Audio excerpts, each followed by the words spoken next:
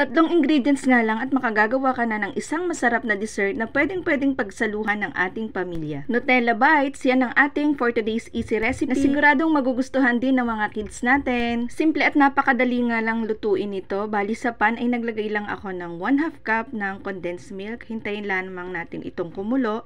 At pag kumukulo na ay pwede na natin ilagay yung ating 1/2 cup din ng Nutella spread. Lulutuin lamang po natin ito sa mahinang apoy. Kung wala naman po yung Nutella spread, ay pwede po kayong gumamit ng any spread na chocolate flavor. Keep on stirring lang po hanggang sa makuha po natin yung ganitong consistency, yung smooth na po siya. Ayan, pag ganyan na po is, pwede na po natin ilagay yung ating panghuling ingredients, yung ating pong crushed graham. Ayan, halu-haluin lamang po natin ng mabuti hanggang sa mag-well combine po sila lahat.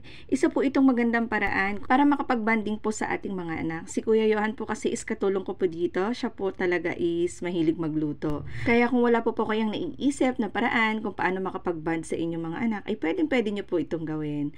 Ayan, pag ganyan na po yung consistency, medyo mahirap na pong haluin, ay okay na po yan. Bali, isasalin na po yan natin sa isang container. Bali, yan po, iginiris ko lang ng konting oil at ipapatag ko lang po yan katulad po nitong ginagawa ko para naman po maging smooth kagaya nito at palalamigin ko lang po yan ng ilang minuto at ready to serve na po yan. Bali, kinat ko lang po yan according po sa laki na gusto ko. Bali, bite size lang po para hindi rin po mahirapan yung mga bata. At syempre, hindi po natin pwedeng hindi yan titikman. At syempre, si Gia po ay talaga namang nagustuhan po ito. At ito rin po ang inilagay kong dessert sa baon ni Kuya. Ayan, sana nagustuhan niyo po itong ating easy dessert. Thank you po sa panonood. Bukas po ulit. Bye-bye.